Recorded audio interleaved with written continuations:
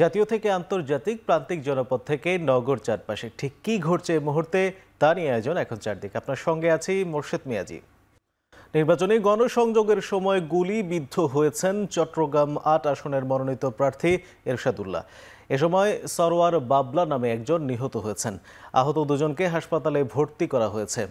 বুধবার বিকেলে সোয়া ৫টার দিকে নগরের পাঁচলাইশ থানার হামজারবাগ এলাকায় এই ঘটনা ঘটে। স্থানীয় বিএনপি নেতারা জানান, মনোনয়ন পাওয়ার পর এরশাদুল্লাহ হামজারবাগ এলাকায় গণসংযোগে অংশ নিচ্ছিলেন। এ সময় দুর্বৃত্তরা হঠাৎ গুলি চালায়। এতে তিনি পায়ে গুলিবিদ্ধ হন। গুলিবিদ্ধ অবস্থায় তাকে দ্রুত উদ্ধার করে এভার কেয়ার হাসপাতালে নেওয়া হয়। তবে তিনি এখন শঙ্কামুক্ত আছেন বলে জানিয়েছেন চিকিৎসক। এরশাদুল্লাহ বর্তমানে তিনি মহানগর বিএনপির আহ্বায়ক হিসেবে দায়িত্ব পালন করছেন। তার গুলিবিদ্ধ হওয়ার ঘটনাটি বিএনপির মিডিয়া সেলের ভেরিফাইড ফেসবুক পেজ থেকেও নিশ্চিত করা হয়েছে। আসলে জিনিসটা আমরা বুঝে উঠতে পারি না ভাই, কারণ এরশাদ ভাই তো চট্টগ্রামের একমাত্র ক্লিনিমেস রাজনীতিবিদ, উনি একজন আছেন, সেটা হচ্ছে এরশাদুল্লাহ সাহেব। কারণ ওনার সাথে কারোর সাথে শত্রুতা থাকতে পারে না। সবাই তার শেষের উপলক্ষে আমরা গেছিলাম যে একটু গণসংযোগ করার জন্য। ওর মধ্যে এখানে ছিল আমাদের ওই সালোয়ার বাবলা ছিল, নামাজ পড়া তখন ওরা বেরিয়েছিল। ওর মধ্যে মাছ পড়া প্রায় ৮-১০ জন লোক হবে আসি, ওরা মানে তারা মানে গুলি করছিল। এটা গুলি করার পর আমরা চিনতে পারি নাই। ওরা যখন মসজিদ থেকে বেরিয়েছিল আমরা লগে গেছি, দেখি যেখানে ফায়ারিং ৭-৮টা ফায়ারিং। তো আমরা একটু কাপড়ে গেছি, দেখি যে আবার এখানে যে এরশাদুল্লাহ গুলি যখন খেয়েছে আমরা ডর বই নিরীক্ষা করে আমরা চলে গেছি স্পটে। যে যখন এরশাদ ব্যাগ নিচ্ছি দেখি সরব বাবলা গুলি খেয়েছে। এদিকে গণসংযোগের সময় বিএনপি প্রার্থীর উপর হামলা ও একজনের মৃত্যুর ঘটনায় নিন্দা জানিয়েছেন বিএনপি মহাসচিব মির্জা ফখরুল ইসলাম আলমগীর। বুধবার বিবৃতিতে বিএনপি মহাসচিব বলেন, আগামী জাতীয় সংসদ নির্বাচনকে বাধাগ্রস্ত করতেই এ ধরনের ঘটনা ঘটানো হচ্ছে। অন্তর্বর্তীকালীন সরকারকে বেকায়দায় ফেলতে এমন ঘটনা উল্লেখ করে সবাই ঐক্যবদ্ধ থাকার আহ্বান জানান মির্জা ফখরুল। পতিত স্বৈরাচার দেশকে অস্থিতিশীল করতে চায় বলেও বিবৃতিতে উল্লেখ করেন তিনি। চট্টগ্রাম ৮ আসনের বিএনপি প্রার্থী এরশাদুল্লাহর নির্বাচনী গণসংযোগে সহিংস হামলার ঘটনায় গভীর নিন্দা জানিয়েছে অন্তর্বর্তী সরকার। সেই সাথে সরকার এই অপরাধমূলক কর্মকাণ্ডে গভীর উদ্বেগ প্রকাশ এবং গণতান্ত্রিক প্রক্রিয়ায় অংশগ্রহণকারী সকল প্রার্থী ও নাগরিকের নিরাপত্তা ও অধিকার রক্ষায় দৃঢ় অঙ্গীকারও পুনর্ব্যক্ত করেছে। বুধবার রাতে এক বিবৃতিতে বলা হয়, এই ঘটনায় প্রধান উপদেষ্টা অপরাধীদের শনাক্ত ও গ্রেপ্তারে সর্বোচ্চ প্রচেষ্টা চালাতে নিরাপত্তা বাহিনীকে নির্দেশ দিয়েছে অন্তর্বর্তী সরকার। সকল রাজনৈতিক দল, প্রার্থী এবং তাদের সমর্থকদের প্রতি আহ্বান জানিয়ে আরও বলা হয়, আগামী ফেব্রুয়ারির সাধারণ নির্বাচন মর্যাদা, ন্যায্যতার ভিত্তিতে হওয়ার জন্য সবাইকে শান্ত ও সংযম থাকতে হবে।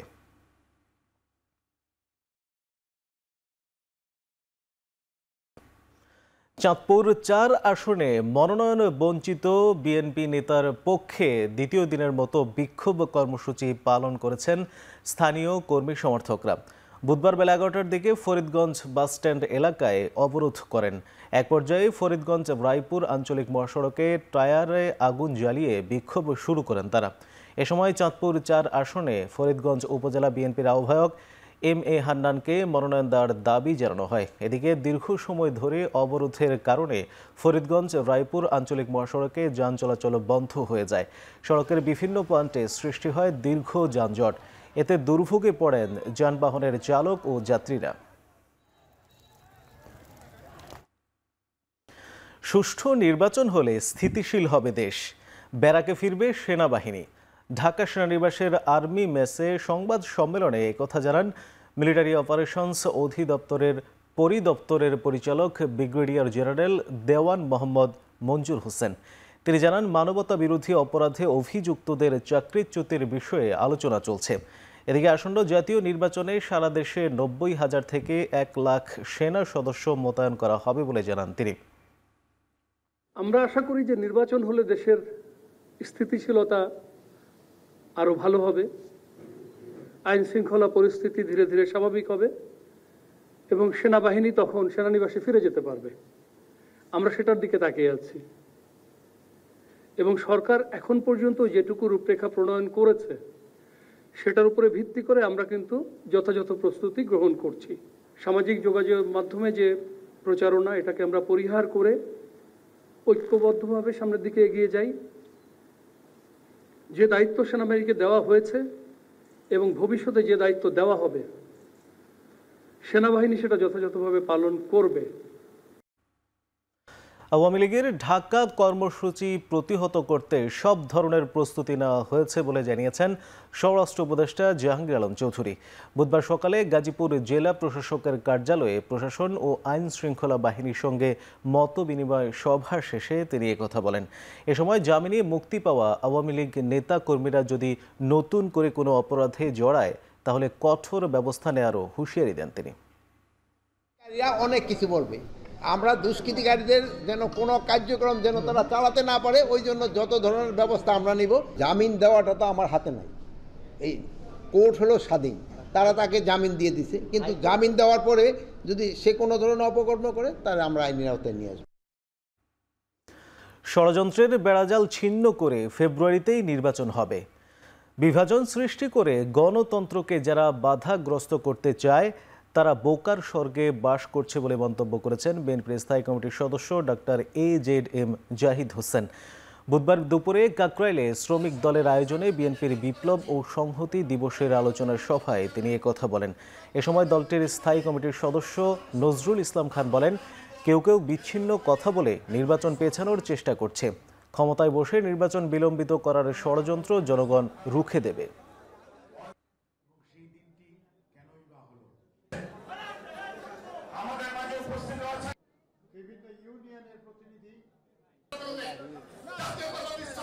দেশনেত্রী বেগম খালেদা জিয়া উনিও যখন আজকে নির্বাচনে প্রতিদ্বন্দ্বিতা করার জন্য আলহামদুলিল্লাহ ওনার দল ওনাকে নমিনেট করেছে এবং ওনার আগ্রহ আছে, কাজেই সেই অবস্থায় দাঁড়িয়ে গণতন্ত্রকে প্রলম্বিত করার ষড়যন্ত্র এদেশের সাধারণ সংখ্যাগরিষ্ঠ মানুষ কোন অবস্থাতেই গ্রহণ করবে না। বাংলাদেশের অর্থনীতির মূল যে তিনটা স্তম্ভ, একটা হলো কৃষি, একটা হলো তৈরি পোশাক, একটা হলো রেমিটেন্স, এই তিনটেই শহীদ জিয়ার হাতে, এই তিনটেই 7ই নভেম্বরের ফসল, এই তিনটেই বিএনপির অর্জন। বিএনপি চেয়ারপারসন বেগম খালেদা জিয়া সহ শীর্ষ পর্যায়ের কিছু আসন ছাড়া সব আসনেই প্রার্থী দেবে এনসিপি। বুধবার সকালে নারায়ণগঞ্জে জুলাই যোদ্ধা গাজী সালাউদ্দিন পরিবারের সঙ্গে সাক্ষাৎ শেষে সাংবাদিকদের একথা বলেন দলটির আহ্বায়ক নাহিদ ইসলাম। এ সময় জোটবদ্ধ হয়ে আগামী নির্বাচনের বিষয়ে সিদ্ধান্ত হয়নি বলে জানান তিনি। ফ্যাসিবাদ বিরোধী এবং গণতন্ত্র প্রতিষ্ঠার লড়াইয়ে অগ্রণী ভূমিকা পালন করেছেন, সেটা খালেদা জিয়ার কথা আমাদের নাসির ভাই নাসিরউদ্দিন পাটোয়ারি বলেছেন। ওনাদের বিষয়ে আমরা ওনাদের সম্মানে হয়তো আমরা সেসব জায়গায় আমরা প্রার্থী দিব না, বাট এছাড়া আমাদের সর্বাধিক আসনে আমরা আমাদের প্রার্থী শাপলা কলির জন্য আমরা প্রার্থী দিব। দলীয় কোন্দলে গুলি খেতে না চাইলে এনসিপির রাজনীতি করার আহ্বান জানিয়েছেন এনসিপির দক্ষিণাঞ্চলের মুখ্য সংগঠক হাসনাত আব্দুল্লাহ। বুধবার সন্ধ্যায় চট্টগ্রাম মহানগর উত্তর ও দক্ষিণ জেলা এনসিপির সমন্বয় সভায় চট্টগ্রাম ৮ আসনের বিএনপি মনোনীত প্রার্থীর গুলিবিদ্ধ হওয়ার প্রসঙ্গে তিনি এই মন্তব্য করেন। হাসনাত বলেন, অস্ত্রের রাজনীতি, চাঁদাবাজির রাজনীতিতে মানুষ অতিষ্ঠ। আগামীর ভোট হবে মাফিয়া, চাঁদাবাজ ও বুলেটের বিরুদ্ধে। চট্টগ্রামে ব্যালটের চেয়ে বুলেট শক্তিশালী হয়েছে বলে মন্তব্য করেন তিনি। যারা বিএনপির মনোনয়ন বঞ্চিত হয়েছেন তাদের এনসিপিতে যোগদানে উদ্বুদ্ধ করেন হাসনাত। বলেন, এনসিপি জোটে বিশ্বাসী নয়, রাষ্ট্র পুনর্গঠনে বিশ্বাসী। এ সময় সরকারের স্বাস্থ্য উপদেষ্টা ও মুক্তিযুদ্ধ বিষয়ক উপদেষ্টার কার্যক্রম নিয়ে ক্ষোভ প্রকাশ করেন তিনি।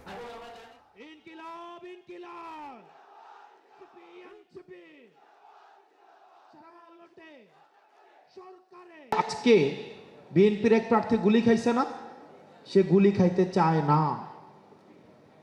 আপনি আমারে বলছিলেন না আপনি এনসিপির রাজনীতি কেন করবেন? আপনি গুলি খাইতে না চাইলে আপনি এনসিপির রাজনীতি করবেন। যারা অলরেডি রাজনীতি করে তাদেরকে রাজনীতিতে সুযোগ দেওয়া যেমন আপনার দায়িত্ব, ঠিক একইভাবে রাজনীতি সচেতন মানুষগুলোকে অংশগ্রহণ করানো আপনার দায়িত্ব। আগের বেশিরভাগ রাজনৈতিক দল আবারও ধান্দাবাজিতে লিপ্ত হতে শুরু করেছে বলে মন্তব্য করেছেন এনসিপির উত্তরাঞ্চলের মুখ্য সংগঠক সার্জিস আলম। বুধবার দুপুরে পঞ্চগড় সদর উপজেলার কামাতকাজল দিঘি ইউনিয়ন পরিষদ চত্বরে এই ইউনিয়নের এনসিপির কমিটি ঘোষণা অনুষ্ঠানে একথা বলেন তিনি। আরও বলেন, আগের সিস্টেম আবার নতুন করে শুরু হয়ে গেছে। কেউ কেউ সুযোগ পেয়ে তার চেয়ে খারাপ অবস্থা তৈরি করা শুরু করেছে। একটা অভ্যুত্থান ঘটানোর পরে দায়িত্ব শেষ হয়ে যায় না উল্লেখ করে সার্জিস আলম বলেন, যারা জীবন দিল তাদের আকাঙ্ক্ষার প্রতি দায়বদ্ধতা রাখতে হবে। এ সময় পঞ্চগড় সদর উপজেলা এনসিপির প্রধান সমন্বয়কারী নয়ন তানভীরুল বারী সহ এনসিপি ও জাতীয় যুব শক্তির নেতাকর্মীরা উপস্থিত ছিলেন।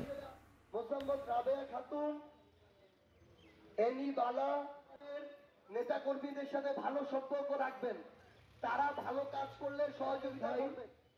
মোহাম্মদ গোলাম আগের যারা রাজনৈতিক দল ছিল, বেশিরভাগ রাজনৈতিক দল আবারও ধান্দাবাজিতে লিপ্ত হওয়া শুরু করেছে। আগের যা সিস্টেম, ওই সিস্টেম আবার নতুন করে চালু হওয়া শুরু করেছে এবং কেউ কেউ সুযোগ পেয়ে তার চেয়ে খারাপ অবস্থা তৈরি করা শুরু করেছে। আবার চাঁদাবাজি, ধান্দাবাজি, লুটপাট, দখলদারিত্ব, ক্ষমতার অপব্যবহার, একই জিনিসের পুনরাবৃত্তি শুরু হয়েছে।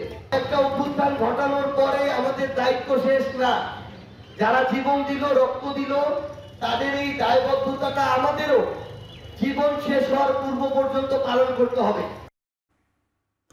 প্রধান সমন্বয়কারী জোনায়েদ সাকিকে ব্রাহ্মণবাড়িয়া ৬ এবং নির্বাহী সমন্বয়কারী আবুল হাসান রুবেলকে পাবনা ৪ ও ঢাকা ১০ আসনের প্রার্থী করে ৯১ আসনে নিজেদের প্রার্থীর নাম ঘোষণা করেছে গণসংহতি আন্দোলন। রাজধানীর হাতিরপুলে দলটির প্রধান কার্যালয়ে সংবাদ সম্মেলনে প্রার্থীদের নাম ঘোষণা করা হয়। এ সময় দলটির প্রধান সমন্বয়কারী জোনায়েদ সাকি বলেন, বৃহত্তর স্বার্থে উদার ও মধ্যপন্থী কয়েকটি দলের সাথে নির্বাচনী জোটের বিষয়ে আলোচনা চলছে। তার সফল হলে প্রার্থী তালিকা সমন্বয় করা হবে। এ সময় সংশোধিত আরপিওতে প্রার্থীদের জামানত বৃদ্ধিকে অগণতান্ত্রিক উল্লেখ করে নির্বাচনে যে কোনো দলের প্রতীকে নির্বাচন করার সুযোগ রাখার দাবি জানান সাকি। সংবাদ সম্মেলনে দলটির নবগঠিত ৪৮ সদস্য বিশিষ্ট কমিটির নাম ঘোষণা করা হয়। এই নির্বাচন বাংলাদেশের জন্য অত্যন্ত গুরুত্বপূর্ণ, যেমনটা বিচার এবং সংস্কারও গুরুত্বপূর্ণ। আমরা ৫ই আগস্টের ঐতিহাসিক রক্তস্নাত গণঅভ্যুত্থানের পর থেকেই আমরা এটা বলে আসছি যে শহীদের রক্তের ঋণ যদি আমরা বহন করি তাহলে তাদের আকাঙ্ক্ষা আমাদের পূরণ করতে হবে, এবং সেটা করতে হলে বিচার, সংস্কার এবং নির্বাচন, এই তিনটা গুরুত্বপূর্ণ কাজ আমাদের শেষ করতে হবে এবং এর মধ্য দিয়ে আমাদেরকে গণতান্ত্রিক উত্তরণটা ঘটাতে হবে। আওয়ামী লীগ জাতীয় পার্টি সহ ১৪ দলকে নির্বাচন করার সুযোগ না দিতে ইসির প্রতি আহ্বান জানিয়েছেন গণ অধিকার পরিষদের সাধারণ সম্পাদক রাশেদ খান। এ সময় এনসিপির নিবন্ধনকে স্বাগত জানালেও বাকি দুই দলের নিবন্ধন নিয়ে সংশয় আছে বলেও জানান তিনি। বুধবার সিইসির সঙ্গে বৈঠকের পর এই কথা বলেন রাশেদ খান। শেখ হাসিনার নির্দেশনায় স্বতন্ত্রভাবে এমপি নির্বাচিত হয়েছিল। যারা আওয়ামী লীগের পদ পদবিতে আছে তারা স্বতন্ত্রভাবে নির্বাচনে অংশ নিতে পারবে না, সেই বিষয়টি আপনারা স্পষ্ট করুন। আমি প্রধান নির্বাচন কমিশনারকে অনুরোধ জানিয়েছি জাতীয় পার্টি এবং ১৪ দলের নিবন্ধন যাতে স্থগিত করা হয়, তারা যাতে কোনোভাবেই নির্বাচনে অংশগ্রহণ না করতে পারে। হাইকোর্টের বিচারপতি খুরশিদ আলম সরকারকে অপসারণ করেছেন রাষ্ট্রপতি। বুধবার এই নিয়ে প্রজ্ঞাপন জারি করেছে আইন মন্ত্রণালয়। প্রজ্ঞাপনে জানানো হয়, রাষ্ট্রপতি সংবিধানের পুনর্বহালকৃত অনুচ্ছেদ ৯৬ দফা ৬ বিধান অনুযায়ী তাকে অপসারণ করেছেন। এতে বলা হয়েছে, সুপ্রিম জুডিশিয়াল কাউন্সিলের তদন্তে হাইকোর্ট বিভাগের বিচারপতি মোহাম্মদ খুরশিদ আলম সরকার তার পদের দায়িত্ব সঠিকভাবে পালনে অযোগ্য হয়ে পড়েছেন বিধায় রাষ্ট্রপতি সংবিধানের পুনর্বহালকৃত অনুচ্ছেদ ৯৬ দফা ৬ বিধান অনুযায়ী তাকে অপসারণ করেছেন। ২০১১ সালে বিচারপতি খুরশিদ আলম সরকার হাইকোর্টের বিচারপতি হিসেবে নিয়োগ পান। পদ ছেড়ে বিএনপির মনোনয়ন নিয়ে নির্বাচনে লড়াই করার ঘোষণা দিয়েছেন attorney general Mohammad Asaduzzaman. Supreme কোর্টে অ্যাটর্নি জেনারেলের কার্যালয়ে সাংবাদিকদের সঙ্গে আলাপকালে আসাদুজ্জামান বলেন, আসন্ন জাতীয় সংসদ নির্বাচনে ঝিনাইদহ ১ আসন থেকে বিএনপির হয়ে ভোট করতে প্রস্তুত তিনি। অ্যাটর্নি জেনারেল থেকে পদত্যাগ করেই নির্বাচন করবেন তিনি। আমি ভোট করব, আমি নমিনেশন ওখানে চেয়েছি, আমি ভোট করব। আমি অ্যাটর্নি জেনারেল হিসাবে আছি এখনও। আমার অ্যাটর্নি জেনারেল পদ ছেড়ে যেয়ে আমি ভোট করব, যখন সময় আসবে তখন করব। তত্ত্বাবধায়ক সরকার ব্যবস্থা ফেরাতে রাষ্ট্রপক্ষের প্রথম দিনের শুনানি শেষ হয়েছে। পরবর্তী শুনানি বৃহস্পতিবার। এর আগে অষ্টম দিনের মতো বিএনপির পক্ষে শুনানি শেষ করেন আইনজীবী ব্যারিস্টার রুহুল কুদ্দুস কাদল। বলেন, এবারের নির্বাচন হতে হবে অন্তর্বর্তী সরকারের অধীনে। আর অ্যাটর্নি জেনারেল সাবেক প্রধান বিচারপতি খায়রুল হকের বিচার দাবি করেছেন। বুধবার প্রধান বিচারপতি সৈয়দ রেফাত আহমেদের নেতৃত্বাধীন 7 বিচারপতির বেঞ্চে এই শুনানি হয়। বিএনপির পক্ষে আইনজীবীরা এর আগে 3 দিন শুনানি করেছেন। অষ্টম দিনের শুনানিতে ব্যারিস্টার রুহুল কুদ্দুস কাজল তত্ত্বাবধায়ক সরকার ব্যবস্থা তুলে দিয়ে দেয়া রায়ের বাতিল চেয়েছেন। তিনি বলেন, তত্ত্বাবধায়ক সরকার ব্যবস্থা গ্রহণযোগ্য নির্বাচনের জন্য কার্যকরী পদ্ধতি। তবে বিএনপি ও জামায়াতের আইনজীবীরা চতুর্দশ জাতীয় সংসদ নির্বাচন থেকে তত্ত্বাবধায়ক সরকার ব্যবস্থা বহাল চান। বলেন, এবারের নির্বাচন হবে অন্তর্বর্তী সরকারের অধীনে। এদিকে রাষ্ট্রপক্ষের শুনানিতে অ্যাটর্নি জেনারেল বলেন, তত্ত্বাবধায়ক সরকার ব্যবস্থা বাতিল হওয়ার কারণে দেশে ফ্যাসিবাদ প্রতিষ্ঠা হয়েছিল। এরপর থেকেই দেশে গুম খুনের ঘটনা হয়েছে বলে দাবি করেন তিনি। রাষ্ট্রপক্ষে অ্যাটর্নি জেনারেলকে শুনবেন এবং রাষ্ট্রপক্ষের শুনানির পরেই এই মামলার শুনানি শেষ হবে। আজকে আমি আদালতকে যে কথাটাই বলেছি, একটা তুলনামূলক বিচার করেছি যে নির্দলীয় তত্ত্বাবধায়ক সরকার ব্যবস্থার পরিপ্রেক্ষিতে বাংলাদেশের সংবিধানে থাকার কারণে 1996 সালে, 2001 সালে এবং অনিয়মিতভাবে হলেও 2008 সালে মানুষ ভোট দিতে পেরেছে। আর সংবিধানে কথা অন্তর্ভুক্ত না থাকলেও রাজনৈতিক সমঝোতার ভিত্তিতে তত্ত্বাবধায়ক সরকার, যেটা বিচারপতি শাহাবুদ্দিন সাহেবের নেতৃত্বে গঠিত হয়েছিল, 1991 সালেও মানুষ বাংলাদেশে ফ্রি ফেয়ার ইলেকশন হয়েছে। ম্যালিশাসলি বলেছি, রাজনৈতিক উদ্দেশ্য প্রণোদিতভাবে রায়টা লেখা হয়েছে কোনো একটি বিশেষ পার্টিকে সুবিধা দেওয়ার জন্য। এইটা বলতে যে আমরা বলেছি যে ম্যালিশাস অ্যাকশন যদি হয়ে থাকে, এই রায়টা মেনলি 2টা গ্রাউন্ডেই বাতিল হবে। খায়রুল হক সাহেব সেই পথ না বেছে, খায়রুল হক সাহেব যে পথে হেঁটেছেন ওই পথে হাঁটাটা একদিকে যেমন এই আইনের ব্যত্যয়, যে রিভিউ না করে উনি রায় পরিবর্তন করছেন, যেটা আইন তাকে অথরিটি দেয়নি। আরেকদিকে বলেছি এইটা দণ্ডবিধির 219 ধারা অনুসারে শাস্তিযোগ্য একটা অপরাধ। রাজনৈতিক এজেন্ডা বাস্তবায়নে সহযোগিতার মাধ্যমে রাষ্ট্রীয় অর্থের অপচয় এবং মানি লন্ডারিংয়ের অভিযোগে আওয়ামী লীগের গবেষণা প্রতিষ্ঠান সিআরআই এর পরিচালনা পর্ষদের 8 সদস্যের বিরুদ্ধে মামলা করেছে দুদক। সজীব ওয়াজেদ জয়, সাইমা ওয়াজেদ পুতুল ও রাদওয়ান মুজিব ববি সহ আসামি করা হয়েছে 8 জনকে। সেগুনবাগিচার দুদক কার্যালয়ে নিয়মিত ব্রিফিংয়ে সংস্থাটির মহাপরিচালক আক্তার হোসেন জানান, সিআরআইয়ের নামে 15 কোটি টাকা আত্মসাৎ, 439 কোটি টাকার সন্দেহজনক লেনদেন, 36 কোটি টাকা কর ফাঁকির অভিযোগে এই মামলা করা হয়েছে। মামলায় আসামি করা হয়েছে সজীব ওয়াজেদ জয়, সাইমা ওয়াজেদ পুতুল, রাদওয়ান মুজিব ববি, নসরুল হামিদ বিপু, সাব্বির বিন শামস, রওশন আরা আক্তার, মোশাররফ হোসেন ভুইয়া এবং সাবেক অর্থমন্ত্রী মোস্তফা কামালকে। দুদক বলছে, নাম সর্বস্ব এই প্রতিষ্ঠানের মাধ্যমে কোটি কোটি টাকা আত্মসাৎ করেছে প্রতিষ্ঠানটি। সকল চাকরি প্রার্থীকে আত্মসাৎ করার অপরাধ অনুসন্ধানকালে প্রমাণিত হয়েছে। এই কারণে বর্ণিত আমি যে আসামির নামগুলো বলেছি, এই সংশ্লিষ্ট আসামিদের বিরুদ্ধে দণ্ডবিধি 409, 109 এবং দুর্নীতি প্রতিরোধ আইন 1947-এর 5-2 সহ মানি লন্ডারিং প্রতিরোধ আইন 2012 এর সংশ্লিষ্ট ধারায় একটি মামলা রুজুর সিদ্ধান্ত গৃহীত হয়েছে। দেশের ব্যাংক খাতে বড় পরিবর্তনের উদ্যোগ নিয়েছে বাংলাদেশ ব্যাংক। আর্থিক সংকটে থাকা শরিয়া ভিত্তিক 5টি বেসরকারি ব্যাংককে একীভূত করে একটি বৃহত্তর ইসলামী ব্যাংক গঠনের সিদ্ধান্ত নেওয়া হয়েছে।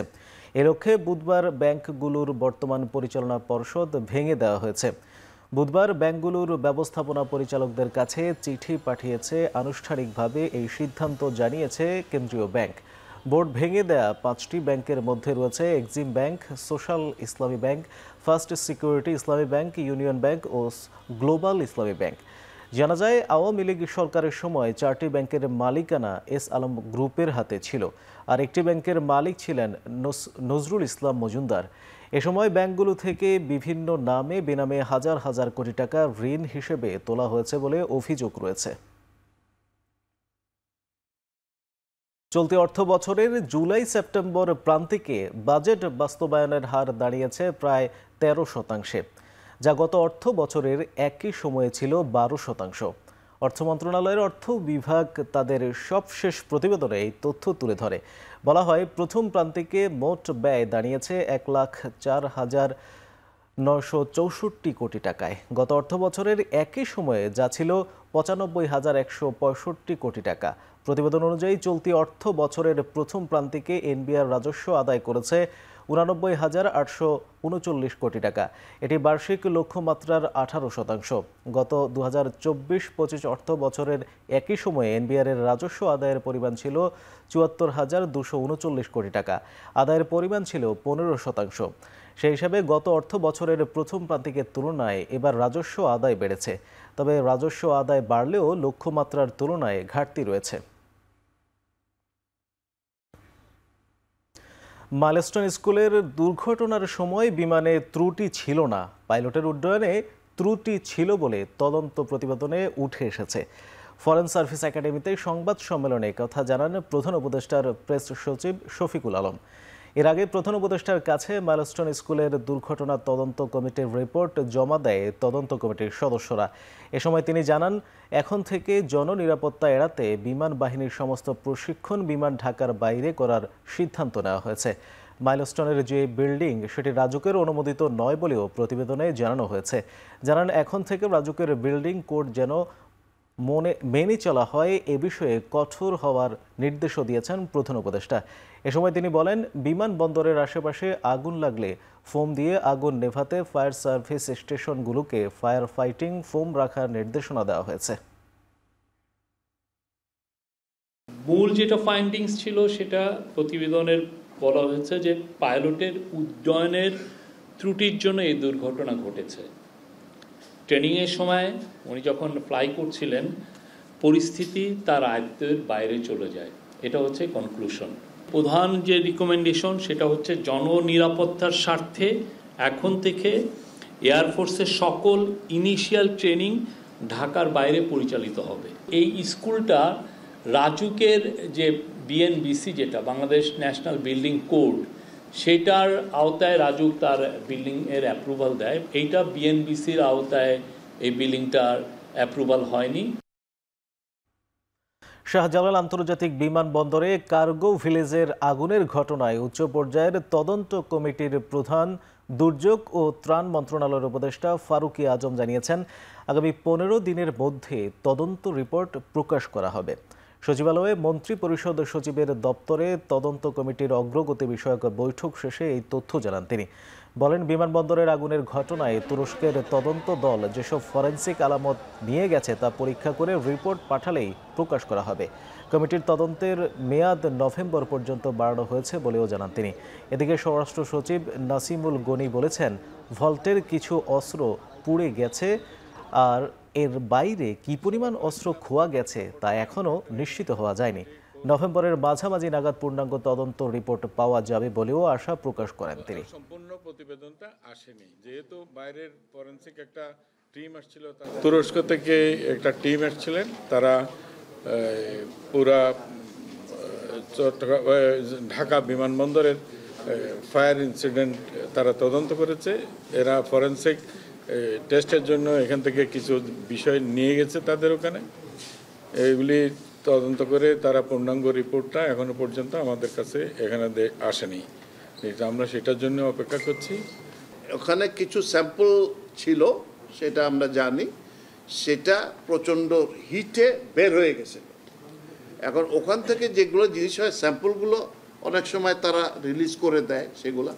আর এটার জন্য আমরা যেটা করেছি যে ওখানে অ্যাকচুয়ালি সমস্যাটা এত মানে কমপ্লিকেটেড, ওখানে যে মালামাল কি ছিল এর লিস্টটা পুরোটা আমাদের জোগাড় করতে হয়েছে। জগন্নাথ বিশ্ববিদ্যালয় কেন্দ্রীয় শিক্ষার্থী সংসদ যকসুর ভোট গ্রহণ 22 ডিসেম্বর। বুধবার বিকেলে সংবাদ সম্মেলন করে তফসিল ঘোষণা করেন প্রধান নির্বাচন কমিশনার অধ্যাপক ডক্টর মোস্তফা হাসান। তফসিলে জানানো হয় খসড়া ভোটার তালিকা প্রকাশ করা হবে বৃহস্পতিবার, আর চূড়ান্ত ভোটার তালিকা প্রকাশ করা হবে 12ই নভেম্বর। মনোনয়ন ফর্ম বিতরণ 13 থেকে 17ই নভেম্বর পর্যন্ত, আর জমাদান 17 থেকে 18ই নভেম্বর।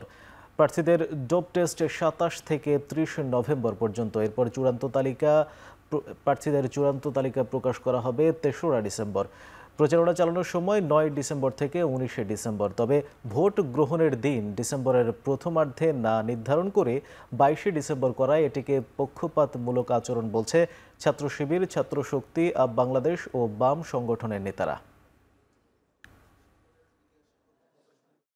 বিশ্ববিদ্যালয়ের সার্বিক কাঠামো ও অবস্থানগত পরিবেশ, শহীদ বুদ্ধিজীবী দিবস, মহান বিজয় দিবস উদযাপন এবং নির্বাচন সম্পন্ন করার প্রতিটি ধাপের নির্বাচনের দিন নির্ধারণের যৌক্তিক তাগিদ ইত্যাদি পর্যবেক্ষণ করে আমরা সবচাইতে সুবিধাজনক সময় নির্বাচনের তারিখ নির্দিষ্ট করে চূড়ান্ত তফসিল প্রস্তুত করেছি।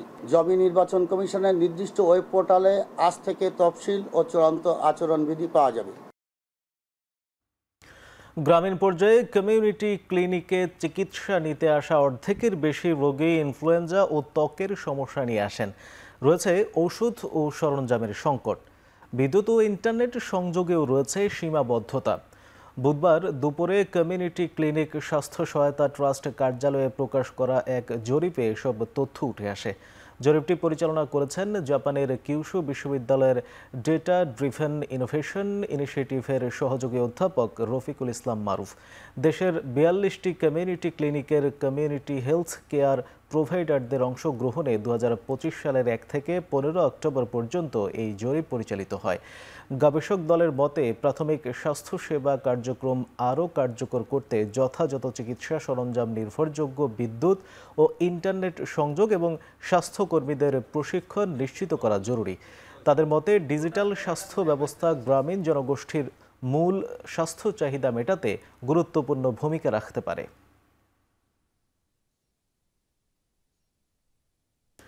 ডেঙ্গুতে সারা দেশে গেল 24 ঘন্টায় আরও 10 জনের মৃত্যু হয়েছে, যা চলতি বছরের সর্বোচ্চ। এ সময়ের মধ্যে দেশের বিভিন্ন হাসপাতালে ভর্তি হয়েছেন আরও 1069 জন। এ নিয়ে চলতি বছরে ডেঙ্গুতে মৃতের সংখ্যা বেড়ে দাঁড়ালো 302 জন। অন্যদিকে মোট আক্রান্তের সংখ্যা 74,992। বুধবার স্বাস্থ্য অধিদপ্তরের health emergency operation centre of control room থেকে পাঠানো ডেঙ্গু বিষয়ক এই প্রেস বিজ্ঞপ্তিতে তথ্য জানানো হয়। বিজ্ঞপ্তিতে আরও বলা হয়, নতুন আক্রান্তের মধ্যে বরিশাল বিভাগে 151 জন, চট্টগ্রাম বিভাগে 125 জন, ঢাকা বিভাগে 208 জন, ঢাকা উত্তর সিটিতে 241 জন, ঢাকা দক্ষিণ সিটিতে 175 জন, খুলনা বিভাগে 59 জন, ময়মনসিংহ বিভাগে 75 জন, রাজশাহী বিভাগে 45 জন, রংপুর বিভাগে 19 জন এবং সিলেট বিভাগে 3 জন রোগী রয়েছে। অন্যদিকে গত 24 ঘন্টায় দেশের বিভিন্ন হাসপাতাল থেকে সুস্থ হয়ে বাড়ি ফিরেছেন 1077 জন ডেঙ্গু রোগী। এ নিয়ে চলতি বছরে মোট ছাড়পত্র পেয়েছেন 70,529 জন।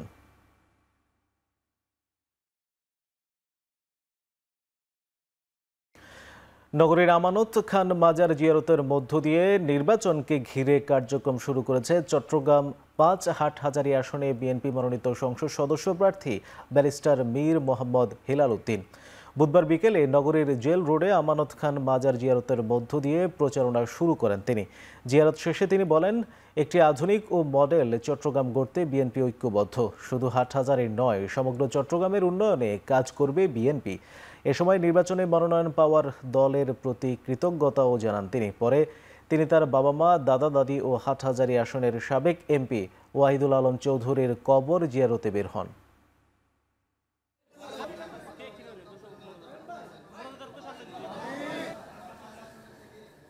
এই আজকে কর্মী হিসেবে আমার যতটুকু দলে অবস্থান হয়েছে, দেশে অবস্থান হয়েছে, এটা শুধুমাত্র উপরে মহান রব্বুল আলমিনের যেটা ওনার রহমত, আমার নেতা জনাব তারেক রহমানের একটা পরিচ্ছন্ন এবং পরিষ্কার একটা সাপোর্ট, এবং বাকিটাই হচ্ছে আমার এই চট্টগ্রাম বিএনপি পরিবার, বিএনপি এবং অঙ্গ সহযোগী সংগঠনের যত নেতাকর্মী, শক্ত ভক্ত সমর্থক আছে, ওনাদেরই একমাত্র অবদান আজকের আমার এই পজিশনে আসার পিছনে। ভোলা এক আসনে বিজেপির চেয়ারম্যান ব্যারিস্টার আন্দালিব রহমান পার্থ গরুর গাড়ি নিয়ে নির্বাচনে অংশ নেওয়ার ঘোষণা দেওয়ায় আনন্দ মিছিল করেছে দলের নেতাকর্মীরা। সকালে ভোলা শহরের নতুন বাজারে দলীয় কার্যালয়ে কর্মী সমাবেশ অনুষ্ঠিত হয়। পরে শুরু হয় আনন্দ মিছিল সহ প্রচারণা। ব্যানার ফেস্টুন সহ মিছিলে হাজারো নেতাকর্মী অংশ নেন। গরুর গাড়ি প্রতীকের স্লোগানে মুখরিত হয় পুরো শহর। স্থানীয় নেতারা জানান, আন্দালিব রহমান পার্থ ভোলা এক আসনে জনপ্রিয় ও গ্রহণযোগ্য প্রার্থী। তার প্রার্থিতা ঘোষণার পর নেতাকর্মীদের মধ্যে চাঞ্চল্যের সৃষ্টি হয়েছে। গত সোমবার ভিডিও কনফারেন্সের মাধ্যমে ভোলা এক আসনে প্রার্থিতার ঘোষণা দেন বিজেপির চেয়ারম্যান ব্যারিস্টার আন্দালিব রহমান পার্থ। তার প্রধান প্রতিদ্বন্দ্বী প্রার্থী জেলা বিএনপির আহ্বায়ক গোলাম নবী আলমগীর।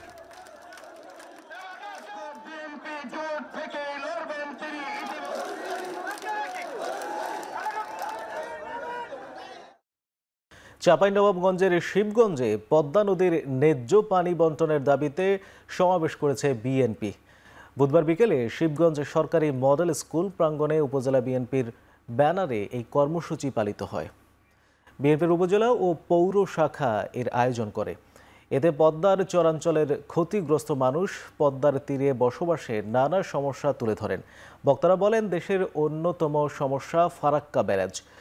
পদ্মার উজানে ফারাক্কায় বাঁধ তৈরি করে গঙ্গার পানি একতরফা প্রত্যাহারে পানির সংকট তৈরি হয়েছে। ভারতের সঙ্গে পানি বন্টন চুক্তি থাকলেও আশানুরূপ ফল পায়নি বাংলাদেশ। আয়োজনে অংশ নেয় বিএনপি ও এর মিত্র সংগঠনগুলোর নেতাকর্মী এবং পদ্মার ভাঙনে চরাঞ্চলের ক্ষতিগ্রস্ত কৃষক, দিনমজুর সহ নানা শ্রেণী পেশার মানুষ। ব্রাহ্মণবাড়িয়া সরাইলে জমি নিয়ে দ্বন্দ্বে দুপক্ষের সংঘর্ষে অন্তত 15 জন আহত হয়েছেন। বুধবার সকালে উপজেলার পাকশিমুন ইউনিয়নের ফতেহপুর গ্রামে এই সংঘর্ষ হয়। পুলিশ ও স্থানীয়রা জানান, ফতেহপুর গ্রামের দুই ভাই সাত্তার ও ইমদাদের মধ্যে জমি নিয়ে দ্বন্দ্ব চলছিল। সম্প্রতি বিরোধপূর্ণ জমি বিক্রি নিয়ে বিষয়টি আরও জটিল হয়ে ওঠে। এরই জেরে বিষয়টি নিয়ে সালিশি বৈঠকের আয়োজন করা হয়। তবে সুরাহা না হওয়ায় তাদের পক্ষ নিয়ে গ্রামের দুটি গ্রুপ সংঘর্ষে জড়ায়। এতে উভয় পক্ষের অন্তত 15 জন আহত হন। খবর পেয়ে পুলিশ ঘটনাস্থল পরিদর্শন করে। বর্তমানে পরিস্থিতি শান্ত রয়েছে। আইনগত ব্যবস্থা নেওয়ার কথা জানিয়েছে পুলিশ।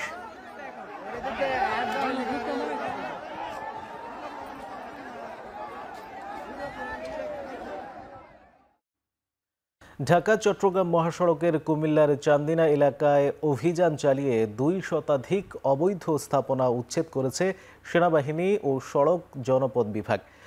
বেলা 11টার দিকে সড়কের উভয় পাশে এই অভিযান চলে। অভিযানের শুরুতে মহাসড়কের ঢাকামুখী লেনের অবৈধ স্থাপনা উচ্ছেদ করা হয়। এ সময় ভেঙে দেওয়া হয় বিভিন্ন বাস কাউন্টার, হোটেল ও ফলের দোকান সহ নানা ব্যবসা প্রতিষ্ঠান। পরে চট্টগ্রামমুখী লেন থেকেও উচ্ছেদ করা হয় বিভিন্ন ব্যবসা প্রতিষ্ঠান। সড়ক ও জনপথ বিভাগের কর্মকর্তারা জানান, এর আগেও একাধিকবার এসব অবৈধ স্থাপনা উচ্ছেদ করা হলেও দখলদাররা পুনরায় তা গড়ে তোলেন। ফলে যান চলাচলে বাধা সৃষ্টি হয়ে তৈরি হয় দীর্ঘ যানজট। সড়কে শৃঙ্খলা ফেরাতে অভিযান অব্যাহত থাকবে বলে জানায় হাইওয়ে পুলিশ।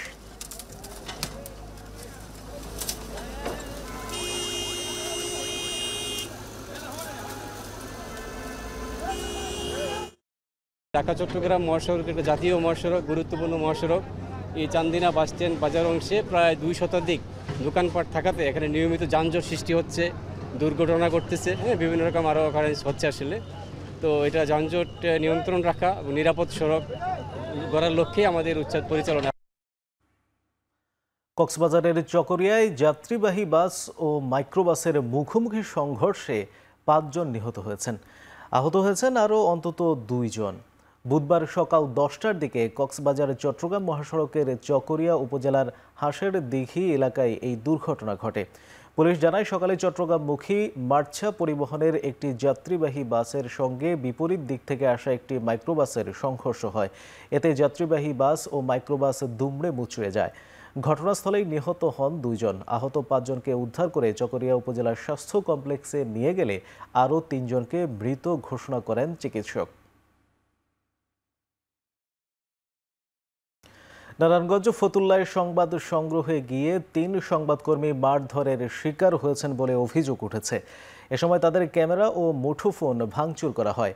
বুধবার বিকেলে গিরিধারা বউবাজার এলাকায় এই ঘটনা ঘটে।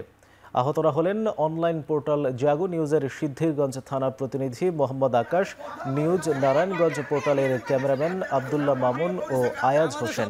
ভুক্তভোগী সাংবাদিকরা জানান, বিএনপির নামধারী নেতা শাহাদাত ও তার ছেলে আতাই রাব্বির বিরুদ্ধে এক নারীর জমি দখলের অভিযোগ ছিল। সে বিষয়ে সংবাদ সম্মেলনে গেলে শাহাদাত হোসেন ও তার লোকজন অতর্কিতভাবে তাদের উপর হামলা চালায়। এক পর্যায়ে তাদেরকে টেনে হিঁচড়ে একটি রুমে আটকে রেখে লাঠি সোঁটা ও রড দিয়ে পিটিয়ে জখম করা হয়। খবর পেয়ে পুলিশ ও স্থানীয় সাংবাদিকরা ঘটনাস্থলে গিয়ে তাদের উদ্ধার করে। এ ঘটনায় অভিযুক্ত শাহাদাত হোসেনকে আটক করেছে পুলিশ।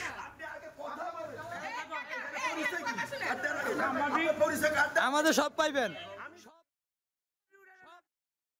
ময়মনসিংহের মুক্তাগাছায় শিয়ালের কামড়ে অন্তত 17 জন আহত হয়েছেন। এদের মধ্যে গুরুতর 7 জনকে ময়মনসিংহের সংক্রামক ব্যাধির সূর্যকান্ত হাসপাতালে ভর্তি করা হয়েছে। আহতরা জানান, মঙ্গলবার সন্ধ্যার পর মুক্তাগাছা উপজেলার কাশিমপুরের হরিপুর ও মহেশতারা গ্রামে বাড়িঘরে ঢুকে একটি শিয়াল বেশ কয়েকজনকে কামড় দেয়। এতে আহত হয় অন্তত 17 জন। পরে গুরুতর আহত 7 জনকে ময়মনসিংহ মেডিকেল কলেজ হাসপাতালে জরুরি বিভাগে নেওয়া হলে কর্তব্যরত চিকিৎসক তাদের সূর্যকান্ত হাসপাতালে প্রেরণ করে। এদিকে সংক্রামক ব্যাধি হাসপাতালে শিয়ালের কামড়ের ভ্যাকসিন না থাকায় বাহিরে থেকে কিনে চিকিৎসা নিতে হচ্ছে রোগীদের, যাতে ক্ষোভ প্রকাশ করেছেন রোগী ও স্বজনরা। মাগরিবার নামাজের পরে আমার এই দেওয়ারের আগে কাম মারছে। আমি দেওয়ারের নৌকা সিঁড়ির মধ্যে নেমে দেখবার লইছি, কোথায় আমার উড়াই মেরে আমার এমন কাম মারছে শিয়ালে। আর তার মধ্যে আমার 22টারে কামড়েছে, তাদের আরেক দেওয়ারের কামড়েছে। দালালে দৈরা কয় এসকে হাসপাতাল আমি নই যাবো, নইয়া যাওয়ার কথা কই আমি এটা তো এসকে হাসপাতাল না, মাগনা চিকিৎসা। হ্যাঁ, কিডনি নিয়ে কাজ করাইয়া পরে আমার রুগী দেখবার হবে না, টেহা দাও। এবার আন্তর্জাতিক প্রসঙ্গ। নিউ ইয়র্কের প্রতিটি মানুষের জন্য এখন গণতন্ত্রের দরজা খোলা। মেয়র পদে নির্বাচিত হওয়ার পর ভক্ত সমর্থকদের উদ্দেশ্যে দেয়া প্রথম ভাষণে একথা জানান নিউ ইয়র্ক সিটির নতুন মেয়র জোহরান মামদানি। এর আগে ইতিহাস গড়ে শহরটির সবচেয়ে কম বয়সী ও প্রথম মুসলিম মেয়র নির্বাচিত হন তিনি। ভোটে তার নিকটতম প্রতিদ্বন্দ্বী ছিলেন স্বতন্ত্র প্রার্থী অ্যান্ড্রু কুওমো। জয়ের পর ভক্ত সমর্থক ছাড়াও প্রতিদ্বন্দ্বী প্রার্থী ও রাজনীতিবিদদের শুভেচ্ছায় ভাসছেন মামদানি। তবে রায় ঘোষণার পর এক এক্স বার্তায় নির্বাচনে ভরাডুবির জন্য যুক্তরাষ্ট্রের চলমান সরকারি শাটডাউনকে দায়ী করেছেন মার্কিন প্রেসিডেন্ট ডোনাল্ড ট্রাম্প।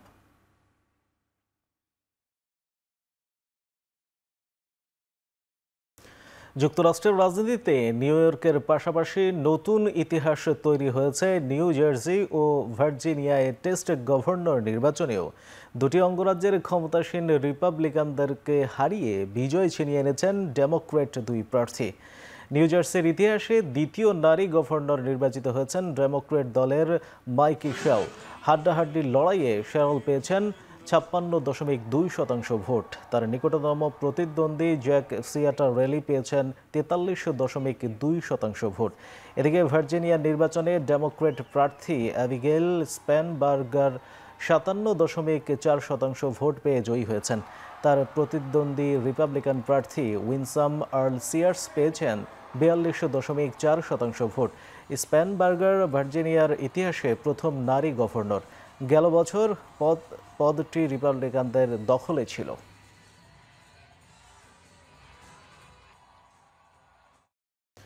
এদিকে যুক্তরাষ্ট্রের কেন্টাকি অঙ্গরাজ্যে একটি কার্গো বিমান বিধ্বস্ত হয়ে প্রাণ হারিয়েছেন অন্তত 9 জন। আহত 11 জন হাসপাতালে চিকিৎসাধীন। বেশ কয়েকজন নিখোঁজ রয়েছেন।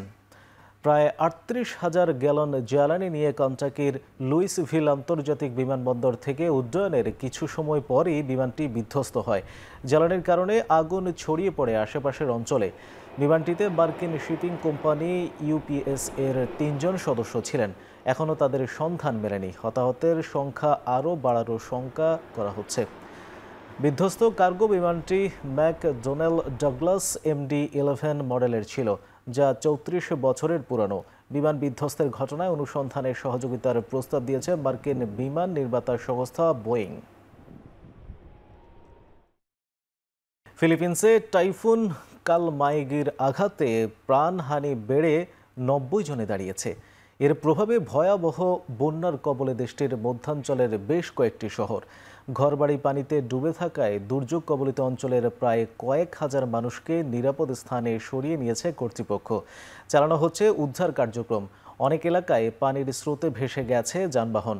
মঙ্গলবার ভোরে ফিলিপিন্সের স্থলভাগে আঘাত হানার পর টাইফুনটি দুর্বল হয়ে পড়েছে।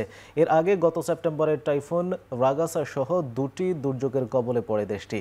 এর প্রভাব কাটিয়ে উঠতে না উঠতেই নতুন দুর্যোগে ব্যাপক ক্ষতির সম্মুখীন এশিয়ার দেশটি।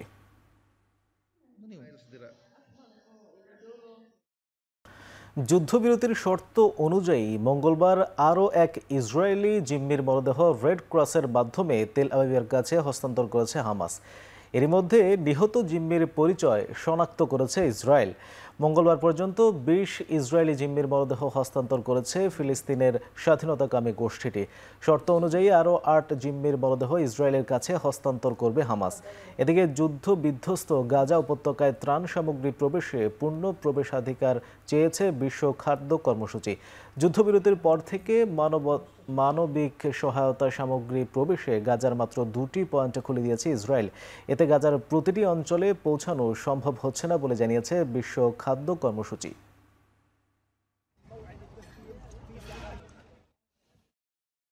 ভারতের উত্তরপ্রদেশের মির্জাপুরে ট্রেনের ধাক্কায় ৬ জন নিহত হয়েছে। বুধবার সকালে এই দুর্ঘটনা ঘটে।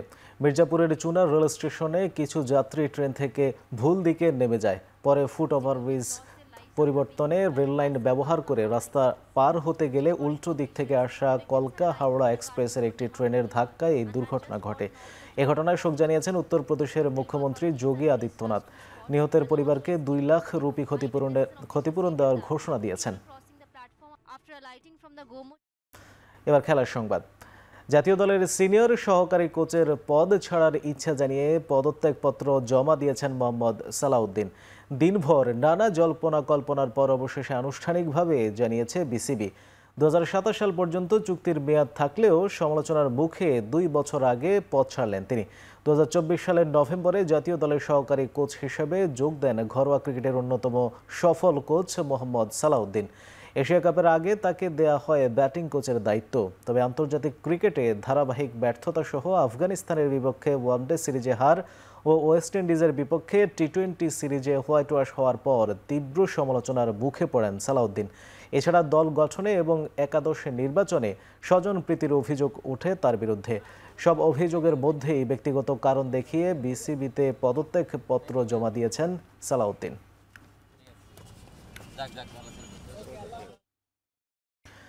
এশিয়া কাপ শেষ হওয়ার প্রায় ১ মাস পর হারিস রৌফকে শাস্তি দিল আইসিসি।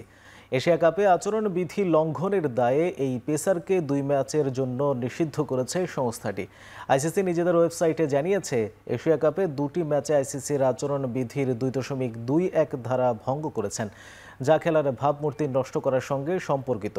নিষিদ্ধ হওয়ায় দেশের মাটিতে চলমান দক্ষিণ আফ্রিকা সিরিজের প্রথম 2 ম্যাচে খেলতে পারবেন না হারিস রৌফ। প্রথম ম্যাচ অবশ্য এরই মধ্যে অনুষ্ঠিত হয়েছে, দ্বিতীয় ম্যাচ বৃহস্পতিবার। এর আগে গত ২১ সেপ্টেম্বর এশিয়া কাপে সুপার 4 পর্বে ভারতের দর্শকদের দিকে ৬-০ ইশারা করে বিমান ভূপাতিত করার মতো অঙ্গভঙ্গি করেন রৌফ, যা সামরিক বাহিনীর প্রতি কটাক্ষ করা হয়েছে বলে অভিযোগ তুলেছিল ভারতীয়রা। সেই অপরাধেই শাস্তি পেলেন পাকিস্তানের এই পেসার। বুধবার সন্ধ্যায় আনুষ্ঠানিকভাবে নভেম্বর উইন্ডোর জন্য দল ঘোষণা করেছে বাফুফে। ১৩ নভেম্বর নেপালের বিপক্ষে প্রীতি ম্যাচ এবং ১৮ নভেম্বর ভারতের বিপক্ষে এশিয়ান কাপ বাছাইয়ের ম্যাচ খেলবে বাংলাদেশ।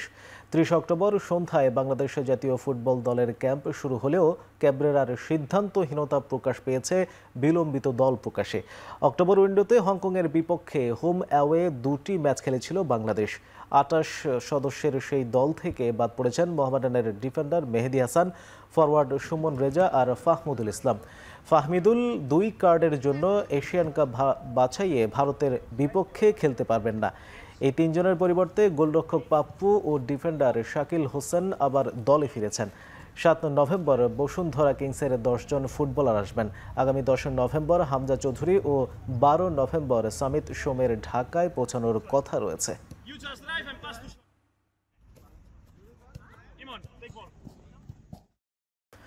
ইংল্যান্ডের বিপক্ষে আসন্ন অ্যাশেজ টেস্টের প্রথম ম্যাচের জন্য 15 সদস্যের দল ঘোষণা করেছে অস্ট্রেলিয়া। তাসমানিয়ান ওপেনার জেক উইথেরাল্ড প্রথমবারের মতো টেস্ট দলে ডাক পেয়েছেন। তবে দল থেকে জায়গা হারিয়েছেন তরুণ প্রতিভা স্যাম কনস্টাস। বছরের শুরুতে ওয়েস্ট ইন্ডিজ সিরিজে বাদ পড়ার পর অস্ট্রেলিয়ার নির্বাচকরা পুনরায় দলে ডেকেছেন মার্নাস লাবুশেনকে। কুইন্সল্যান্ডের হয়ে দারুণ ছন্দে আছেন লাবুশেন, যদিও ব্যাটিং পজিশন নিয়ে এখনও দ্বিধায় আছে টিম ম্যানেজমেন্ট। অলরাউন্ডার হিসেবে এখনও ক্যামেরন গ্রিনের উপরে আস্থা রাখছেন নির্বাচকরা। ঘরোয়া ক্রিকেটে ধারাবাহিক পারফরমেন্সের পর উইথেরাল্ডের প্রশংসা করেছেন বেইলি। গত 14 মাসে তাসমানিয়া ও অস্ট্রেলিয়া এই দলের হয়ে তিনি 53 গড়ে করেছেন 1391 রান। গ্রিন এবং বেও ওয়েবস্টার দুজনকেই দলে অন্তর্ভুক্ত করা হলেও মূল দলে কে খেলবেন সে ব্যাপারে এখনও নিশ্চয়তা পাওয়া যায়নি। প্যাট কামিন্সের অনুপস্থিতিতে টেস্ট দলকে নেতৃত্ব দেবেন স্টিফেন স্মিথ। বোলিং আক্রমণে যথারীতি আছেন Josh Hazlewood, Mitchell Starc, Scott Boland ও নাথান লায়ন।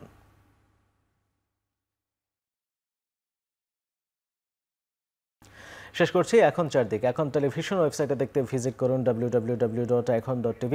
এছাড়া ফেসবুকে দেখতে ভিজিট করুন facebook.com/tv.ekhon এবং ইউটিউবে দেখতে ভিজিট করুন youtube.com/c/ekhon tv।